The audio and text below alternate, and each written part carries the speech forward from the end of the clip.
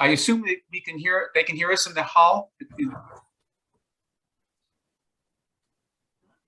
Yes, we can hear you. Excellent. Okay, thank you. We're set to go. Well, thank you everyone for joining. Today we are extremely lucky and grateful to have Reverend David Wolf and Charles Hopkins here with us today. I'm going to introduce Reverend Wolf, and he'll kick things off with the whole program. So his education began by earning a philosophy degree from Bates College in Maine. After that, he earned a JD from George Washington University Law School. He employed his new skills to serve as an attorney advisor in the U.S. Department of Justice, focusing on immigration legislation and policy. He then proceeded to earn his master's in divinity from Virginia Theological Seminary and was ordained a priest in 1986. He served as a priest associate at St. Albans Episcopal Church right down the road for 5 years.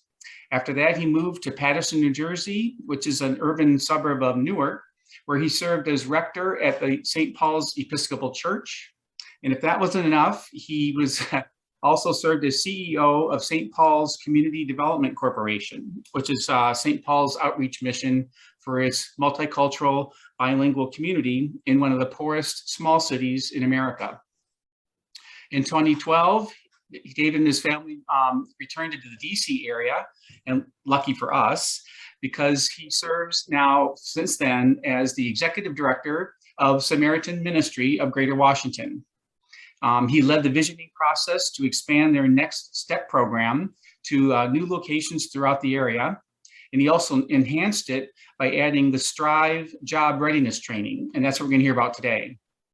So as a result, Samaritan Ministry is now an affiliate of Strive National, which is an umbrella organization for workforce development agencies. Samaritan Ministry of Greater Washington is a partnership now of over 60 congregations and schools throughout the area. It takes a village. Amen. As you can tell, David has lived and served in urban multicultural environments most of his professional life, and he lives in Silver Spring, apparently right next to Sari, with his wife Martha and his 2 adopted sons, Jason and George. So from that, thank you so much, and welcome, Reverend Wolf. Great. Thank you, Rick, so much. And excuse me, as well, Melanie and John, who's pulling the levers on IT, as I understand it. So thank you all for hosting this. On behalf of Samaritan, I'm really blessed to be with you, along with Charles, as you indicated. Charles is a Next Step in Strive program graduate who will shortly share his story of success.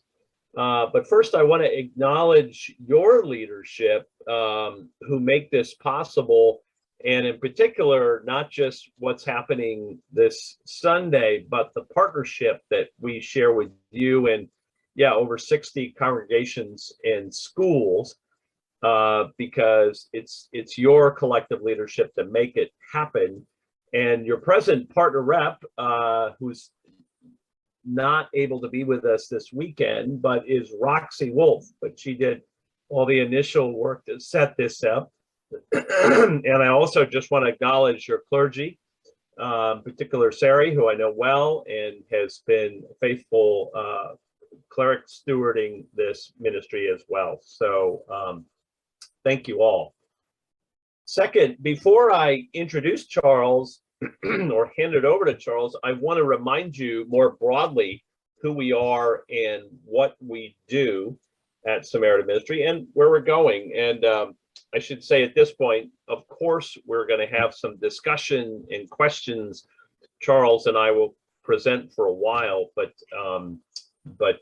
we really want to get to your comments and questions. So who are we? What do we do? Well, I imagine that many of you can even raise your hand on screen or in person if you want, have heard the fishing metaphor. You know that if you give a person a fish, they can survive for a day, but if you teach them how to fish, they can thrive for a lifetime. Raise your hand if you've heard some version of that. Yeah, we didn't invent that metaphor, but we use it because it describes rather succinctly what we do in the one program we do, which is Next Step. It's a process that we pioneered 36 years ago, where we teach participants how to fish, in short. And it's all about making a plan, setting goals, and identifying the small, achievable next steps required to meet those goals, in collaboration with a caseworker who is at once a rigorous coach, an expert navigator, and a creative problem solver, and a compassionate counselor. All those are part of the job description for any one of our caseworkers. And so by design, Next Step is an empowering hand up, if you will, not a patronizing hand out. It's all about change work, not charity. And because participants set their own goals in collaboration with their caseworker, they are participants, not clients, because they participate in their own change. And as you might imagine, change, at least transformational change, only works if you work it, if you own it. So that's at the heart of Next Step. And I hasten to add Strive, which I'll talk about in a minute. That's the workforce development component of our work. And as you might imagine, most of our participants come to us either homeless, not necessarily chronically homeless, but homeless, jobless, underemployed, or some combination of those conditions. Stuck in life's ditch, if you will, in the metaphor of the Good Samaritan parable. And indeed, as many of you know, stuck is the technical term we use to describe their condition. Now, I say their condition, but I'm really talking about the human condition, right? It's our condition, because we all know the experience of being stuck. And if you've heard me speak, almost every time I speak, I talk about stuckness and how, what our participants experience is what we experience as well. Or as a dad, I can tell you, our kids get stuck rather routinely as well. What our participants receive to help us get unstuck is really what we all need from some source. You just may not identify it as such. And we call that rigorous compassion. You might think of it as tough love. And it's really two things. That's the term we have for it, rigorous compassion. On the one hand, it's support and encouragement. And on the other hand, it's challenge and accountability. It's what we receive from our spouses, our best friends, our colleagues, our clergy. It's what we'd rather not hear sometimes. It's the truth in love. Everybody with me? Everybody had that kind of experience, right? I have a spouse, and if all she ever says to me is sweet nothings and, oh, that's wonderful, David, that's great, and I never hear a word of accountability or challenge, then guess what? I know that something's wrong in that relationship. But she gives me a little bit of both. And we all do, but we just it's something we might take for granted. But at Samaritan, we don't take it for granted. So one way to understand who we are is that we are that network of family and friends for those who have none, or at least do not have a functional one. And lots of things can affect that. But and that's how most participants understand us, as some measure of family. Now, in this pandemic period, you might imagine that this network of rigorous compassion, if you want to call it that, has been especially critical. So let me tell you a little bit about what that's looked like. What that has looked like and what it looks like now. So it's the reverse of the usual way that we operate, the usual in-person routine where participants are expected to take the initiative and reach out to us.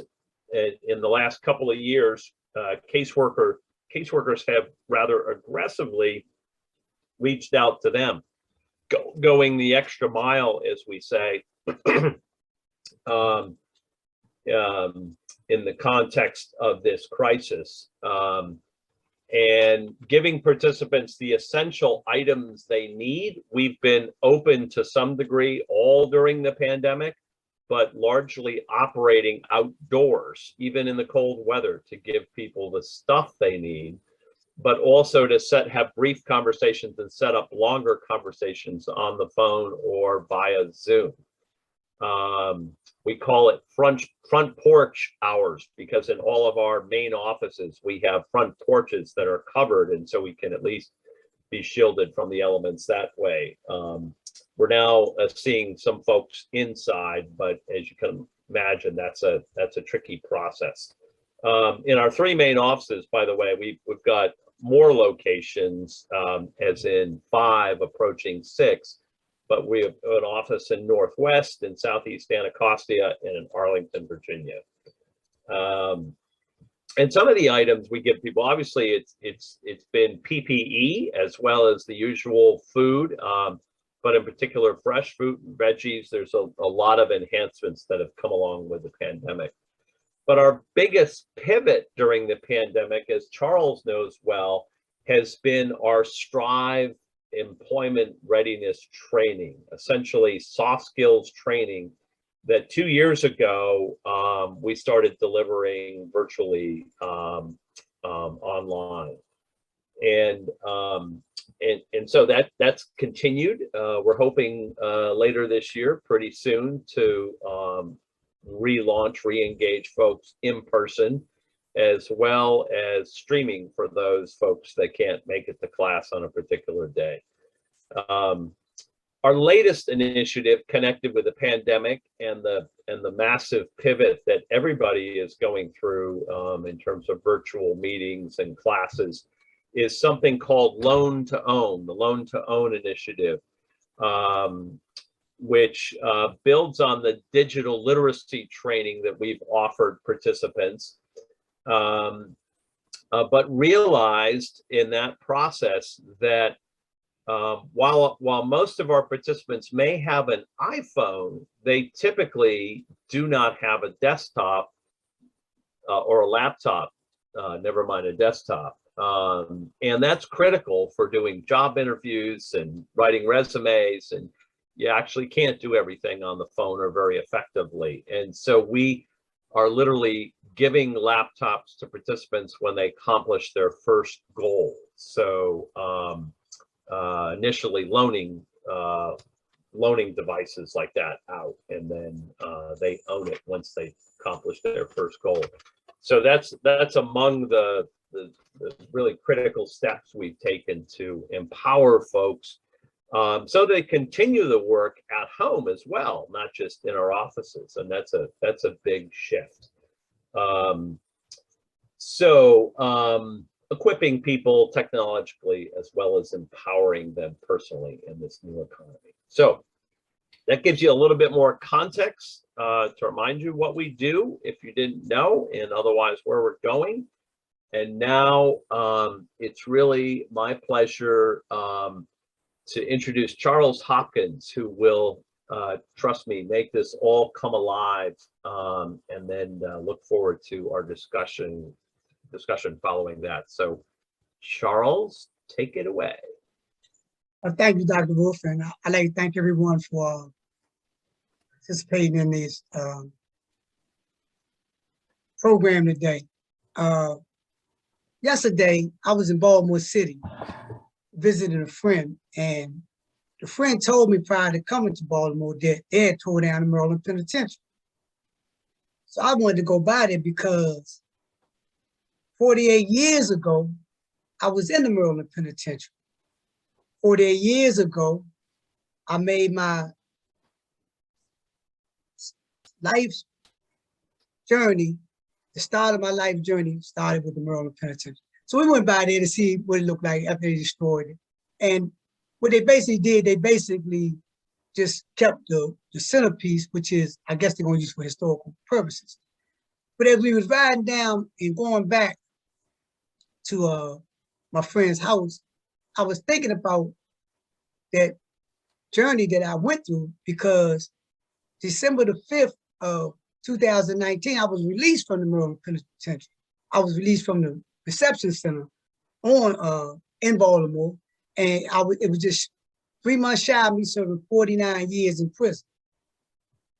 I know a lot of y'all are familiar with how in the movies they start out with an event, and then they flash back, 4 days later, 4 days before, 5 days before. And as I was going down past the pen and going back to where it was going, I was thinking about that. I was thinking about December the 5th of 2019. I was thinking about yesterday. I was thinking about the Maryland Penitentiary. I was thinking about the fact that all the years I spent in there, I never had been outside of it to actually be on the street, to actually be free enough to walk around. And I didn't even get out of the car. I didn't take no pictures. I didn't do nothing. I really didn't feel nothing at that point right there. But December the 5th of 2019 was a different story, because December the 5th of 2019, I was finally released from prison. Now, a lot of y'all might think and say, well, what did it feel like? And to be perfectly honest with you, at that junction, I wasn't able to really grasp or conceptualize what was actually going on in my life, because I had not been able to get in touch with my family members to come and get me. And I didn't know if they was gonna be there, I was gonna have somewhere to get from Baltimore to Washington, D.C., where I live at. So as I was trying to navigate that, I heard somebody call me, and it was one of my family members who was driving. So I wound up getting home, but when I got home was when I actually set in that I was out. What got me there and what put me in that state where I'm out? What got me there? What put me in that state where I had ambivalent feelings about the penitentiary yesterday is a story that, unlike most people's stories, starts with bad decision making. And a lot of us might make bad decisions and don't wind up spending 48 years of their life in prison. A lot of us make bad decisions and don't wind up receiving a life sentence. The bad decisions I made contribute to that. First bad decision I made was I dropped out of school in the 10th grade. And because of that, I didn't have the education background to survive. The next bad decision I made was I joined the Job Corps, went in Job Corps, and dropped out of the Job Corps, not allowing me to be able to acquire the vocational and technical skills to be able to compete. The next bad decision I made, and the most dramatic one I made, was I started using drugs. I became a heroin addict. And that right there led me to make a series of bad decisions that ultimately landed me in the Maryland Penitentiary, serving a life sentence for armed robbery and murder. When I went in the Maryland Penitentiary, I was 19 years old. I never really looked my age. I looked like I was about maybe 16. And the environment that I was in was a predatory environment. It was an environment that was not nurturing in terms of understanding the emotional needs of individuals coming in. It's basically an environment where everybody was in there primarily to survive. And survive was what I really wanted to do. So at that junction, I decided that to look at what I needed in order to survive. I did an introspection. And when I did my introspection, the first thing I did was I recognized that I needed to get educated. I knew that I could not use drugs, so I immediately stopped doing that. But the most important thing I needed to do was to get educated. Because at that junction, prior to coming to prison, I was a functionally illiterate. I barely, when they tested me when I got in prison, I had a 5th grade reading level and an 8th grade math level. So basically I was reading at the level of a 5th grade, and I really had no understanding of everything that was going on around me from an educational point of view, but more or less, or even an emotional point of view. I was in an environment, I knew I had to survive, I was numb to a lot of things, but at that juncture, I said, well, I gotta change, I gotta do something different from what I did that got me here. And so I started becoming more involved with educating myself. I started reading, I went to school, and I got my 8th grade certificate, and ultimately I got my GED, which is a high school diploma. And eventually I got an AA degree from Cobble State College. But the road from to get to that point, it wasn't easy. And I oftentimes made bad decisions while I was locked up that landed me in isolation. And each bad decision I made, the difference between the one I made that got me there was I started recognizing that I was become my worst enemy. In order not to become my worst enemy, I had to change, and change I did. And during the course of being a constable all those years, once I got my education, I started teaching other individuals that was locked up how to read and write, because I knew that there was a large population of people in this environment that I was in that couldn't read and write. So I got training in teaching literacy. During this process of being a constable, I was involved with all types of organizations and creating type of social programs to get people to come in to humanize us, to see that we was human beings, and that we were not what society had oftentimes defined us as hardened criminals or a threat. But we was actually people that was human and had value to society. So when December the 5th, 2019 came around, I was ready to go, but in reality, I didn't know where I was going once I got out, because I knew that I didn't want to be in prison, but I also knew that I didn't want to come back to prison. But how not to come back wasn't as easy as it might sound, because I'm leaving out with no social skills, or at least no skills that has been tested against society's norms. So I don't know whether or not I'm gonna be able to communicate my views. I don't know whether or not I'm gonna have certain mannerisms that's gonna rub people the wrong way. I don't know whether or not that I'm gonna be have lack the ability to understand when people are saying things to me, that I don't take offense, because I've been in an environment where everything that's said has an edge of being offensive, whether it's offensive or not. And when I got out, it was like almost a month or more shy of COVID. And prior to COVID hitting, I was involved myself in a lot of the social network, the social groups that was providing services for people returning citizens. So I got mental health person. I was seeing a psychologist. That's the first thing I signed up for when I got out, to make sure that I could get somebody that could actually give me some context of some of my emotions and some of my feelings. Because I knew that I didn't want to go back, but I also knew that I needed help to understand a lot of things that was going on. And when COVID hit, it really changed a lot for me in regards to my ability to move around, but it didn't change a lot in terms of my understanding on how to sit still, because I was in an environment where that's what I basically did. So COVID was kind of like being back in prison for me, and not being able to move around and interact, but I was able to move around and walk, and I did a lot of that. And I was always getting these apps or these notices about signing up for programs, signing up for activities. And I received this, I remember distinctly, I received this app or this text saying, do you want $125? Sign up for Strive. And I said, yeah, I want the $125. And I'm thinking that's actually all I had to do was sign up for Strive, and I would get $125. So I signed up for Strive, and the person that was running Strive was a woman named Miss Duffy. Over 40 of us had signed up at that time. And she told us, she said, when she looked at the screen, she said, because we were doing it on Zoom, she said, maybe at the end of this process, maybe 10 of y'all will complete the program. And at the end of the process, only 2 of us completed, me and another young lady. But when she was talking, and she was talking about the program. And then she said that in order to get the $125, you had to stay for the 4 weeks.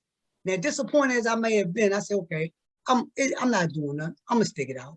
So I said, okay, I'm gonna stick it out. I signed up, and during the process of signing up and during the process of taking class, even though it was virtual, when you're in person with Strive, you have to wear a tie, and you have to wear a shirt, a dress shirt, a tie, and preferably a jacket.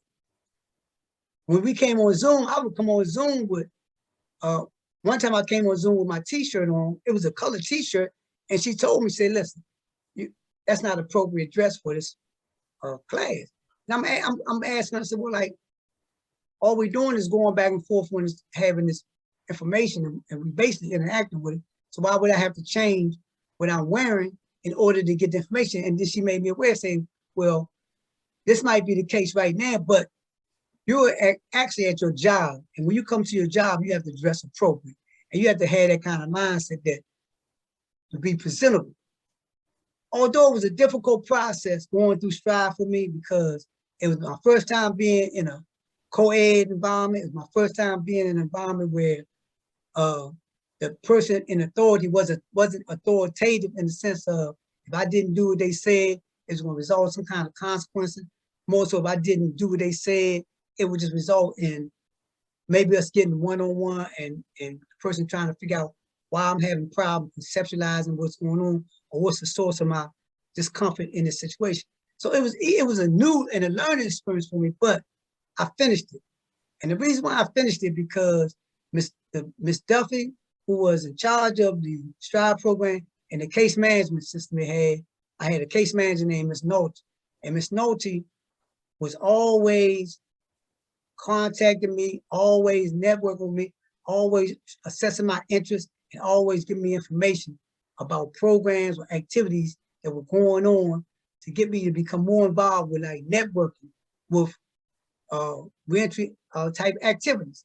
And because of these two entities, the case management and the Strive coordinator, I've completed it, but not only did I complete it, I went even further. I wound up, as a result of being in Strive, I signed up for Georgetown program they called Pivot and graduated from that, which was 18 months.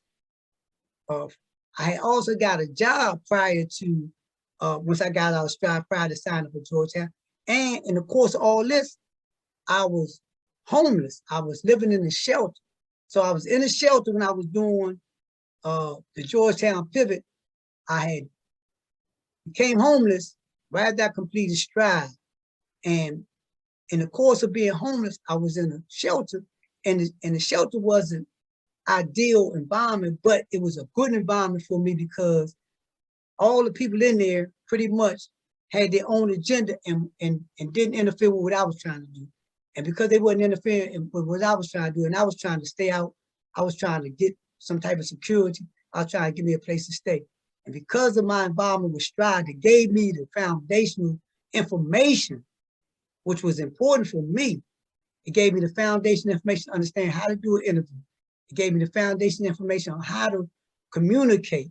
It gave me the foundation information to understand that because someone is disagreeing with you, it don't have to be disagreeable. It's just a disagreement, and it shouldn't result in no more than that. And it gave me a lot of information on how to develop social skills to interact with people. And because of this, when I completed Georgetown, I was involved with networking that I had got a phone call from one of the housing agencies, social service agencies in the District of Columbia, and asked me did I want a place and the type of place it was and how much it cost. But because of Strive and Georgetown and other programs I was in, the entire time I was in these programs, I was saving my money. I wasn't spending the money. I was being real conscious of trying to have some kind of income or some kind of security that if an event something came up, I would be able to be in position to get it. I mean, it was because of Strive that really gave me the foundation. And January of 2020, I signed a lease for my apartment, and I've been here ever since.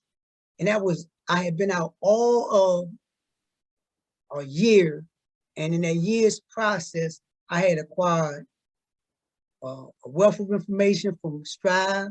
I had acquired marketing skills from Strive. I had acquired a wealth of knowledge from the other activities I was involved with. More importantly, I had gained the security that I needed to stay out. And beyond that point, it's because when Dr. Wood was talking about some of the things they doing with the second chance, most people, and I'm gonna close on this point right here, most people that invest in something, they invest in it because they want to see a return on their investment. Very few people just invest in something and don't think that it's going to be a return on it. You know, they say, okay, I'm investing in this, and whatever they deem the return to be, that's what satisfied them in terms of understanding that my investment was worth it. My investment was worth it because I can see the return. So when you invest in Strive, I'm the return on your investment. Me as not as an individual, but me as a collective body of individuals that come through Strive and benefit from the programs and activities that they're offering, such as when Dr. was talking about making people more technologically conscious by giving them information in tablets. When I got out, I didn't know nothing about none of this stuff. But because of Strive and we having to do things on Zoom and the manner we had to get in, they educated me on how to use these things, team. And because I was able to learn how to do these things, I could put them things on my resume. I know how to do teams. So I'm saying this to say that at the end of the process, it's very important that you look at what you're investing in, but more importantly, you look at whether or not this investment is a good investment and you can engage it by the return on, and the return is going to be seen in the people that you help. Thank you very much for listening and have a great day.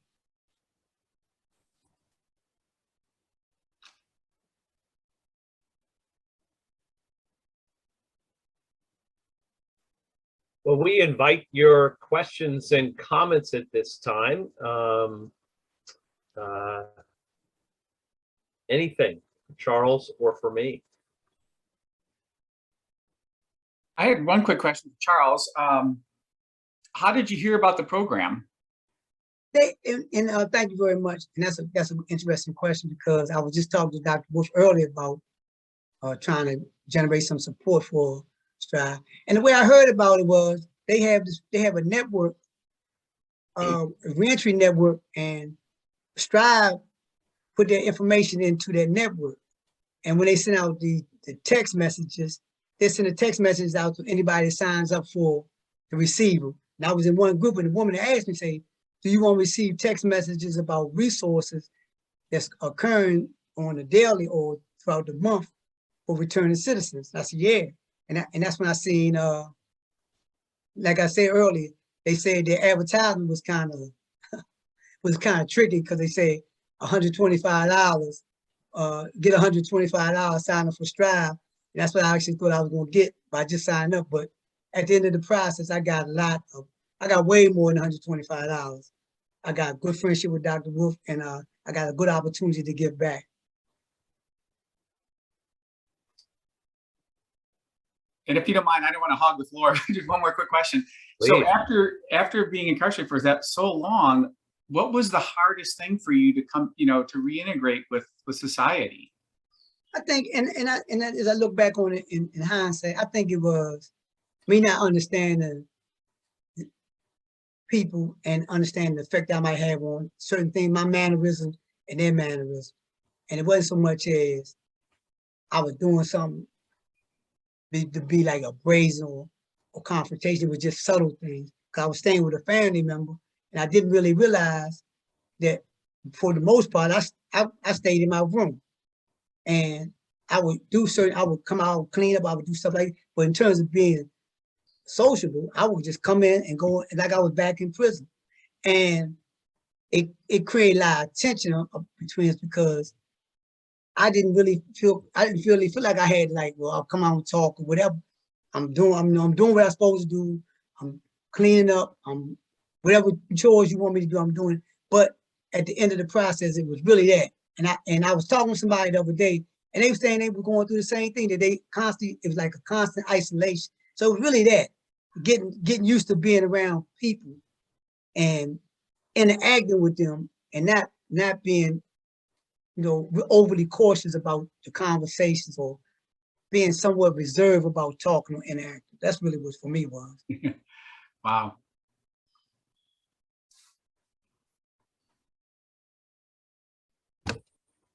Got a hand over there, Doc, Mr. Haley's family. What's that? Mr. Haley family. Oh, yeah, Healy, I think it is. Hey, you need to, yeah, there you go, unmute. Very good. Hello. Hello?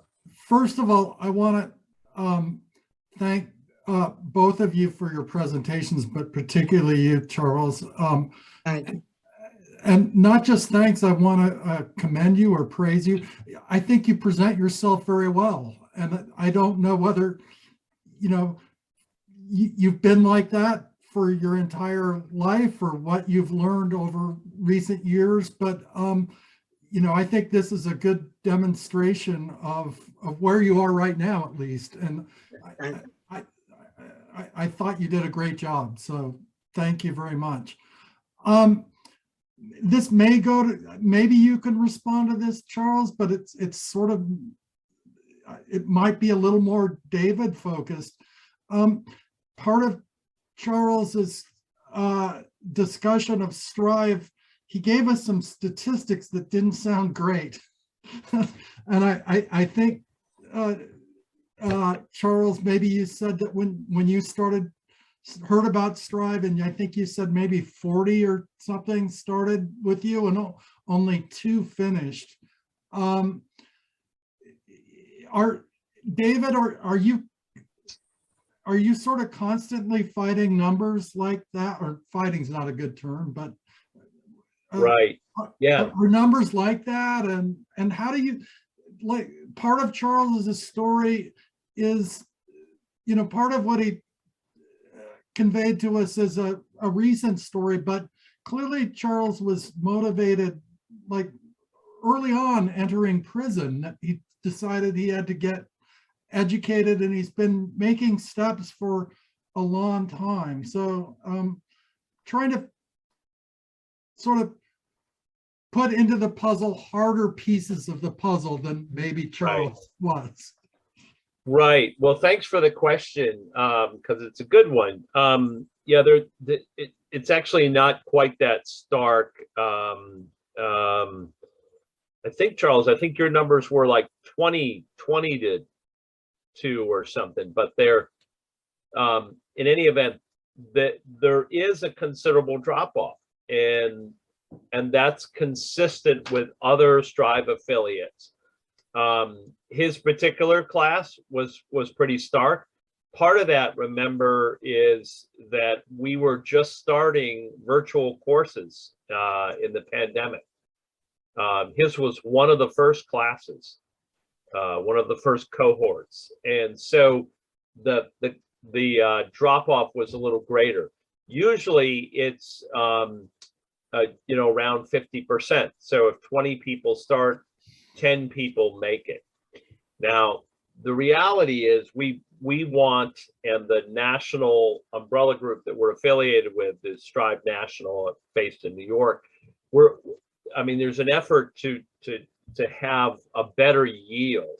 That requires much more work up front. One aspect clearly that was in play here and is still in play is digital literacy. It's not enough to be able to work an iPhone to be able to do a class on Zoom or Microsoft Teams. You gotta have a little bit more training and experience than that. But there's other pieces to it, and so there is some considerable natural attrition.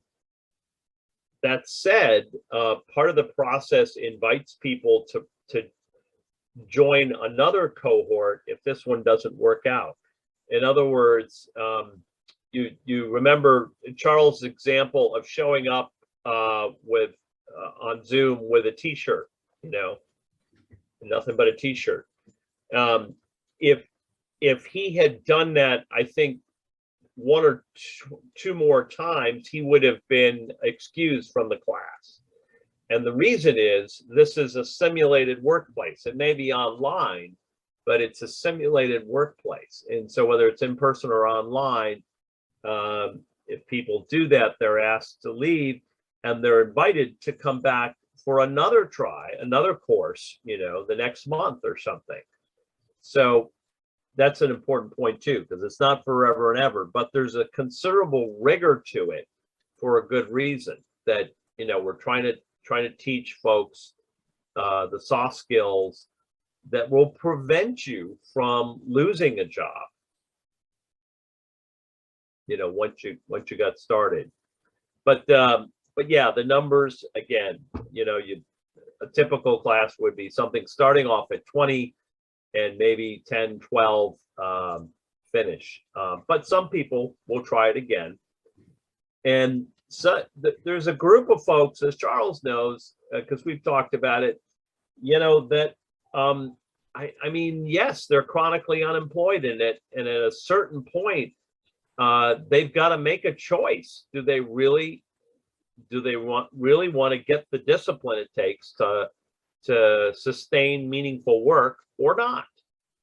And we're there for folks, giving them second and third and fourth and fifth chances, but they've got to make that choice if they want to do it. So that is what we're up against, because we encounter it every time. And I'd like to say something in that regard, Please, too, Charles, because when you look at the people that's coming in this space, like in our group, we had a young lady, she had an infant child, and we was trying to, and the woman, Miss Duffy, was saying, look, y'all got to network with each other. So we was trying to, get her to hold on, but she couldn't take care of a child and be on Zoom.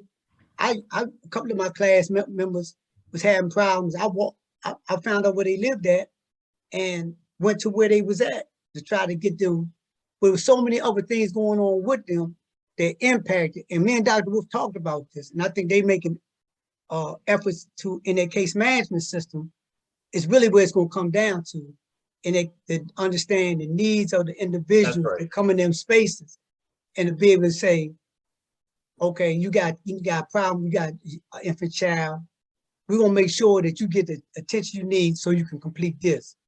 And that's where they're moving in that area now. Because it's I think Rick said it take a village. And this is the village that we're talking about when it comes down to people coming out. I agree with you. My mind was set up, made. I'm not going back. But more importantly, I'm looking forward. I'm thinking about what it's going to take for me not to go back. So I'm taking advantage of the opportunities that's there.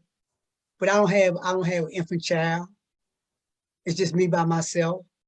And so for me to be, when I was homeless, I didn't take it as a woe is me, woe is me. I just took it and said, okay, I'm not going to let this result. Being homeless on the street is nowhere worse than being in a cell in prison. So I could definitely have a measurement rod in that regard. So I could definitely go there in my head. I could say, okay, it's bad, but it ain't worse. But that was me.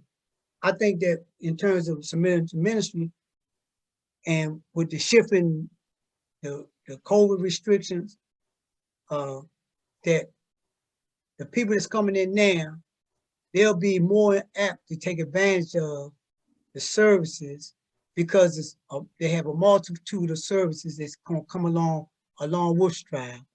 So a person can have a vision about, oh, when I finish Strive, I can get this. Yeah. Oh, and it's going to be right in this network of, I'm not going to go far and look for it.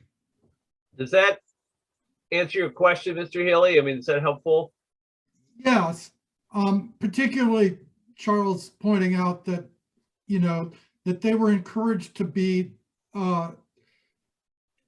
they were encouraged to encourage each other and to try to work as a group. That's great. Yeah.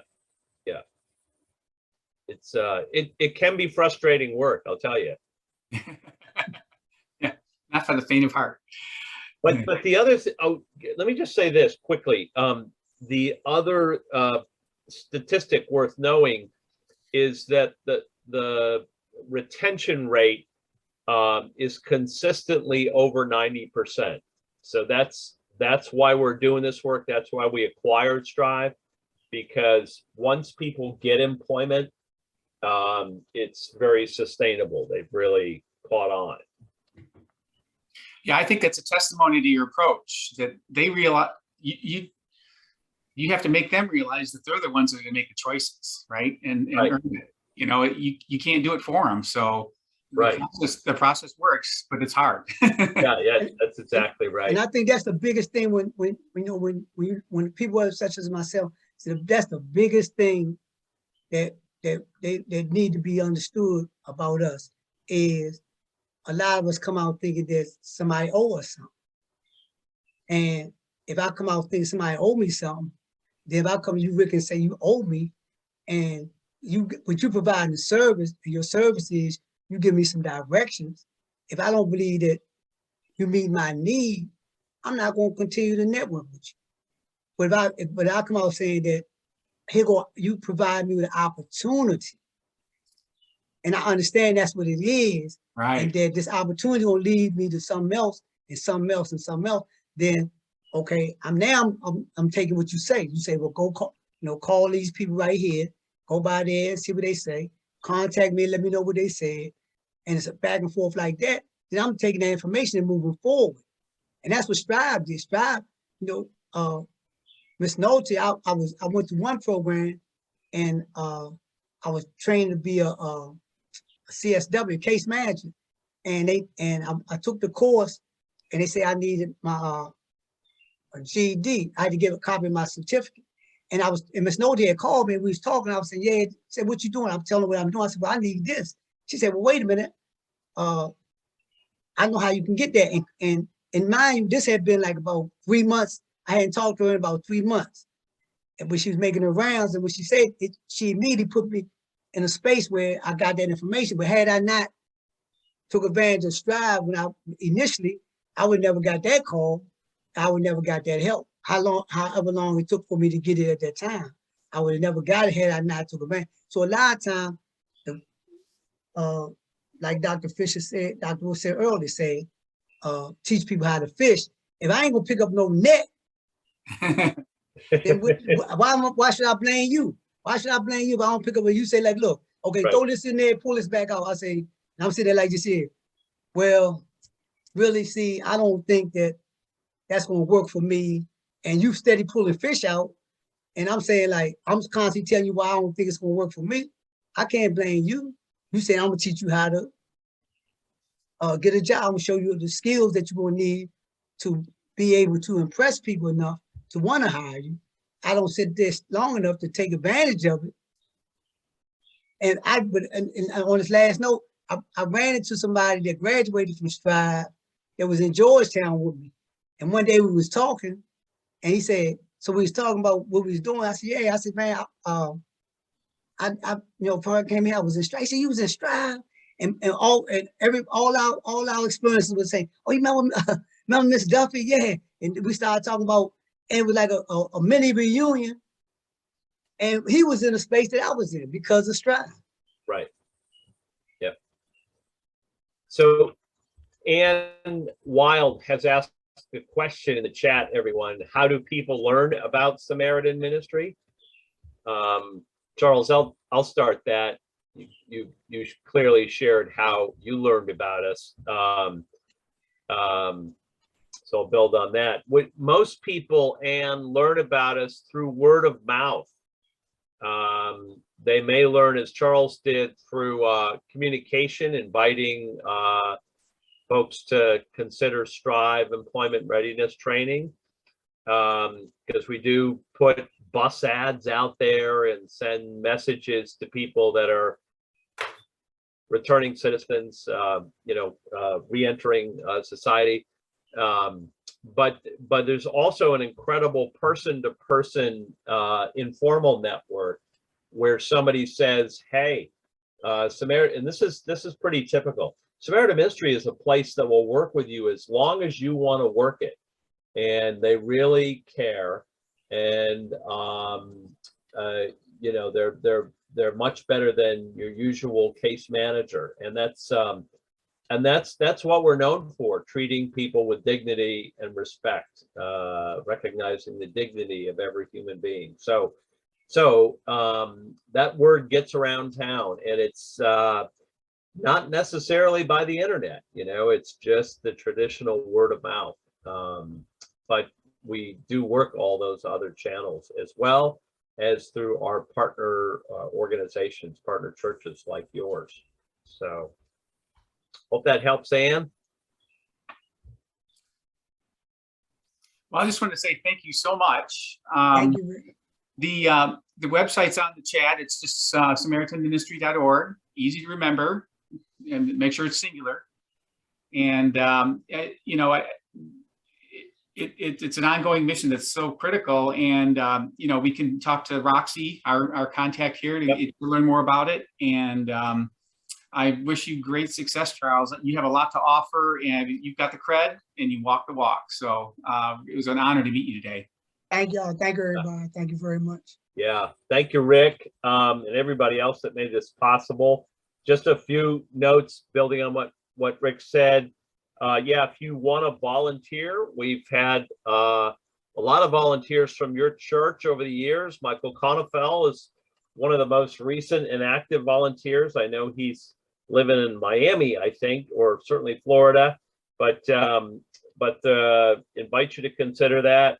You can do that through the website, as well as there's a lot of in-kind needs we have, and I should do a shout out. Roxy is your rep, but ideally our model is 2 reps, and so a big volunteer leadership opportunity is a second partner rep from St. John's, and we try to keep a little gender balance. So maybe there's a male out there in your congregation that wants to partner with Roxy on this, the way Michael was when she first started. So consider that. And obviously, if you want to make a financial contribution, you can do that in many ways. That's all indicated on the website.